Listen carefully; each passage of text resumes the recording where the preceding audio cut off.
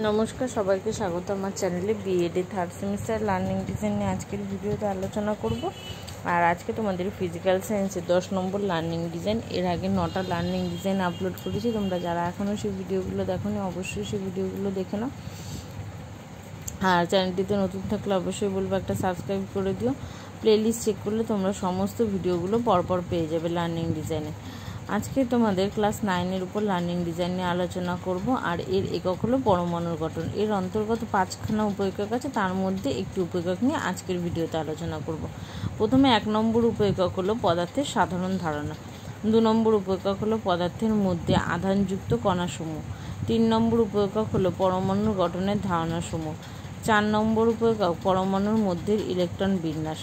5 নম্বর পরমাণু ক্রমাঙ্ক ও ভর সংখ্যার ধারণা।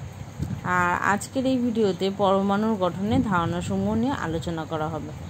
দেখো, প্রথমেই বলা হয়েছে যে তথ্যগত জ্ঞান থেকে শিক্ষার্থীরা কী কী জিনিস জানতে পারবে সেগুলো দেখে নেব। তথ্যগত জ্ঞানের মধ্যে প্রথমে আছে স্মরণ। স্মরণের ক্ষেত্রে বলেছে শিক্ষার্থীরা একটি পরমাণুর মধ্যে অবস্থিত বিভিন্ন কণাগুলোর নাম বলতে ও লিখতে পারবে। 2 নম্বরে বলা হয়েছে বোধমূলক। শিক্ষার্থীরা টমসন প্রস্তাবিত পারমাণবিক মডেল ও রাদারফোর্ডের মডেলে পার্থক্য করতে পারবে। তারপরে 3 নম্বরে হচ্ছে প্রয়োগ। প্রয়োগের মধ্যে 1 নম্বর বলা হয়েছে যে রাদারফোর্ড মডেলের প্রয়োগ করে বিভিন্ন মৌলের পরমাণুগুলোর মধ্যে সৌরজগতের সঙ্গে সাদৃশ্যের খোঁজ করতে পারবে। এর পরবর্তী পয়েন্ট হলো বিশ্লেষণ। বিশ্লেষণের মধ্যে 1 নম্বর বলা হয়েছে যে রাদারফোর্ডের পরীক্ষায় আলফা কণার বিভিন্ন দিকে বিচ্ছুরণের কারণ অনুধাবন করতে পারবে। তারপরে আছে 2 নম্বর ধারণাগত জ্ঞান। ধারণাগত জ্ঞানের মধ্যে হচ্ছে স্মরণ। স্মরণ থেকে কী কী জিনিস জানতে হবে? শিক্ষার্থীরা রাদারফোর্ড পরমাণু মডেলে সীমাবদ্ধতা অনুধাবন করে বলতে পারবে। এর পরবর্তী পয়েন্ট হলো দেখো বোধমূলক থেকে। এইখানে যদিও ছকের মধ্যে একটু আলাদা টাইপের করে দেওয়া আছে, যেমন বাঁদিকে আছে যেমন ধারণাগত জ্ঞান, তার মধ্যে হচ্ছে স্মরণ প্রথমে হলো 2.1 দিয়ে, 2.2 দিয়ে আছে বোধ। বোধের থেকে কী কী জিনিস জানতে পারবে? 1 নম্বর শিক্ষার্থীরা বোরের মডেল গঠনের কারণ ব্যাখ্যা করতে পারবে। এরপরে 2.3 আছে প্রয়োগ। তাহলে প্রয়োগ থেকে কী কী জিনিস জানতে পারবে? 1 নম্বর শিক্ষার্থীরা বোরের KLMN মডেল অনুযায়ী পরমাণুর মধ্যে বিভিন্ন কক্ষগুলোকে শক্তি অনুযায়ী সাজাতে পারবে। 2.4 আছে বিশ্লেষণ। শিক্ষার্থীরা বিভিন্ন কক্ষগুলোর মধ্যে ইলেকট্রন সংখ্যার পার্থক্যের কারণ বুঝতে পারবে। 2.5 দক্ষতা। 1 নম্বর হচ্ছে বিভিন্ন পরমাণুর গঠনচিত্র আঁকতে পারবে। 3 নম্বর পদ্ধতিগত জ্ঞান। পদ্ধতিগত জ্ঞানের মধ্যে 3.1 আছে স্মরণ। শিক্ষার্থীরা রাদারফোর্ডের পরমাণু গঠনের মডেলের অনুসরণে প্রথম 20টি মৌলের ইলেকট্রন গঠন KLMN কক্ষে কেমন হয় তা উল্লেখ করতে পারবে ও লিখতে পারবে। 3.2 আছে বিশ্লেষণ। 1 নম্বর শিক্ষার্থীরা একই পরমাণুর বিভিন্ন কক্ষে ইলেকট্রন বিন্যাসের কারণ বিভিন্নতা বিশ্লেষণ করতে পারবে। 3.3 মূল্যায়ন। শিক্ষার্থীরা বিভিন্ন পরমাণুর বিভিন্ন কক্ষে ইলেকট্রন থাকার কার্যকারণ মূল্যায়ন করে বলতে ও লিখতে পারবে। 3.4 সৃজন। 1 নম্বর শিক্ষার্থীরা পরমাণুর গঠনের ও সৌরজগতের গঠনের একটি মডেল তৈরি করতে পারবে কাগজ কেটে। এরপরে হলো অধিজ্ঞান। অধিজ্ঞানের মধ্যে 4.1 আছে প্রয়োগ। 1 নম্বর শিক্ষার্থীরা পরমাণু গঠনের বিভিন্ন মডেল জেনে পদার্থের সামগ্রিক গঠন সম্পর্কে ধারণা বলতেও লিখতে পারবে। 4.2 বিশ্লেষণ। শিক্ষার্থীরা পরমাণু গঠনের ধারণা থেকে বিশ্লেষণ করে প্রোটন, ইলেকট্রন ও নিউট্রনের জন্য পরমাণু তথা পদার্থের ভর সম্পর্কে ব্যাখ্যা করতে পারবে। এরপরে আছে পরবর্তী পয়েন্ট শিখনের স্তরসমূহ। 1 নম্বর হচ্ছে পূর্ব সক্রিয়তা স্তর। শিক্ষার্থীরা এখনও পর্যন্ত যা জেনেছে: শিক্ষকের ভূমিকা ও কার্যপ্রণালী, শিক্ষার্থীর ভূমিকা ও মিথস্ক্রিয়া, শিখন সহায়ক সম্পদ, আর সময়কাল মিনিট। তাহলে অর্থাৎ টোটাল 1, 2, 3, 4, 5টা। প্রথমে আমরা 5টা রো করে নেব। আর ফার্স্ট কলামে কি লেখা হচ্ছে? পদার্থের সাধারণ ধারণা।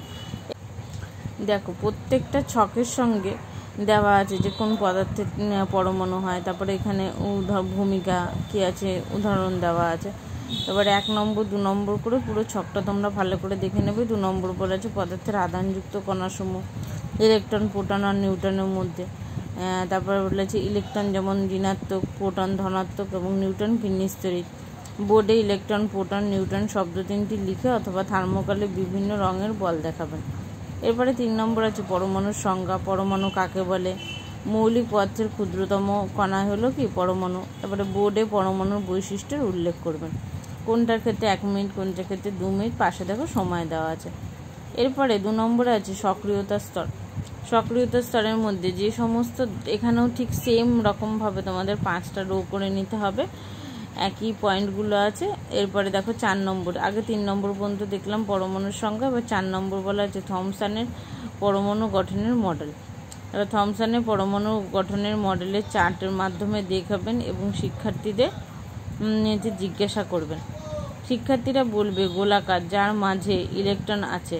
তারপরে বলা হয়েছে যে ধনাত্মক আধান, প্রোটনের মধ্যে ই গুলো আছে। তারপরে বলছে ধনাত্মক আধান ও ঋণাত্মক আধান পাশাপাশি আছে। চার্ট ও বোর্ডে ব্যবহৃত থমসনের মডেল, প্রোটনের ইলেকট্রন এখানে মডেল করে দেখানো হবে। এরপরে দেখো কি বলা হয়েছে, পরবর্তী পয়েন্ট করে কি দেওয়া আছে, যখনই নেক্সট পেজে করবে আবার ছক করে এখানে লিখে নেবে। তারপরে 5 নম্বর আছে রাদারফোর্ডের পরমাণুর গঠনের মডেল। শিক্ষক জিজ্ঞাসা করবেন যে চার্ট দেখিয়ে আলফা কণা কীভাবে সোনার পাত ভেদ করে যাচ্ছে এবং এখান থেকে কি বোঝা যাচ্ছে। তারপরে শিক্ষার্থীর উত্তর, বেশিরভাগ কণা বেরিয়ে যাচ্ছে, কয়েকটি ফিরে আসছে, কয়েকটি বেঁকে যাচ্ছে। বোর্ডে ও চার্টে আঁকা পরীক্ষাটির চিত্র, রাদারফোর্ডের পরীক্ষা। এখানে কি দেখানো হবে? আলফা কণা পরীক্ষা, পরমাণুর গঠন, সৌরজগতের সঙ্গে তুলনা। দেখো এখানে বলা হয়েছে যে পজিটিভ আধান কেন্দ্রে, তাহলে পরমাণুর মধ্যে কণাগুলোর অবস্থান কোথায় এবং কেন? পজিটিভ আধান কেন্দ্রে থাকছে এবং নেগেটিভ আধান কেন্দ্রের চারপাশে। দেখো চার্টের মাধ্যমে একটা ছবি এঁকে দেখানো হয়েছে। তারপরে বলা হয়েছে যে সৌরজগতের গঠন কেমন, চার্টের দিকে দেখিয়ে প্রশ্ন। সূর্য কেন্দ্রে, গ্রহরা চারপাশে, এর সঙ্গে পরমাণুর গঠনের তুলনা করতে পারবেন। এইভাবে করে ব্ল্যাকবোর্ডে ছবি এঁকে বা চার্ট দেখানোর মাধ্যমে শিক্ষার্থীদের বুঝতে সুবিধা হবে এবং তাদের সেই বিষয়ে ধারণাটাও স্পষ্ট হবে। এই যে চার্ট রিলেটেড অর্থাৎ TLM এর এই রিলেটেড একটি ভিডিও আমি খুব তাড়াতাড়ি আপলোড করে দেবো তোমাদের ফিজিক্যাল সায়েন্সের উপর, তোমরা অবশ্যই দেখে নেবে। 6 নম্বর বলা হয়েছে বোর্ডের মডেলে প্রাথমিক ধারণা। বোর্ডের মডেলে প্রাথমিক ধারণার মধ্যে শক্তি স্তরের ধারণা, ইলেকট্রনের ঘূর্ণনের প্রক্রিয়ার ব্যাখ্যা, মইয়ের ধারণার সাহায্যে শক্তি স্তরের, মইয়ের যেমন ধাপ ধাপ করে দেখো এই যে ডান দিকে ছবি দেখা আছে, যে সেইভাবে করে বলেছে শক্তি স্তরে ইলেকট্রনের যে ঘূর্ণনের ব্যাখ্যা সেটাও করা হবে। তাহলে লাফিয়ে ইলেকট্রনের দিকে দেখো E1, E2 আর E3 এইভাবে করে চার্টে মইয়ের ছবি এবং শক্তি স্তরের ধারণা দেওয়া হবে। এইভাবে করে দেখালে চার্টের মাধ্যমে শিক্ষার্থীদের বুঝতে সুবিধা হবে। এর পরবর্তীতে কি আছে দেখে নিই। দেখো নেক্সট পয়েন্টে উত্তর সক্রিয়তা স্তর 3 নম্বর পয়েন্ট যেটা আছে, একই রকমভাবে সেম কলাম এবং সেম পয়েন্ট করে নেবে তোমরা প্রত্যেকে। 5টা ঠিক রো এবং কলামের মধ্যে। এরা আগে দেখলাম আমরা 6 নম্বর, এবার এটা হচ্ছে 7 নম্বর পয়েন্ট। 7 নম্বর পয়েন্টে কি বলা হয়েছে? 7 নম্বর পয়েন্ট বলা হয়েছে গুরুত্বপূর্ণ তথ্যের পুনরায় স্মরণ। থমসনের মডেল থেকে পাওয়া তথ্যগুলো লিপিবদ্ধ করো। এবার বলেছে যে পরমাণু গোলাকার, পরমাণু ধনাত্মক আধারে ইলেকট্রন। তারপরে আছে যে রাদারফোর্ডের মডেলের থেকে পরমাণুর গঠন, পরমাণু দ্বিমাত্রিক হওয়ার, তারপরে হচ্ছে কেন্দ্রে ধনাত্মক চার্জ, বাইরে ঋণাত্মক চার্জ। আমরা আর ইলেকট্রন এক স্তর থেকে অন্য স্তর পর্যন্ত আরেক স্তরে গেলেই শক্তি গ্রহণ বা শক্তি কি হয়? বর্জন হয়। সেই ছবিটা দেখো পাশে এখানে দেওয়া আছে, ভেতরে যে প্লাস আর বাইরের দিকে ইলেকট্রনগুলো থাকে অর্থাৎ নেগেটিভ। আচ্ছা আরেকটা জিনিস এখানে একটা পয়েন্ট বাদ গেছে, সেটা বলে দিই যে বোর্ডের মডেলের রূপ দিয়ে রাদারফোর্ডের মডেলের সীমাবদ্ধতা অতিক্রম করা যায় কিভাবে।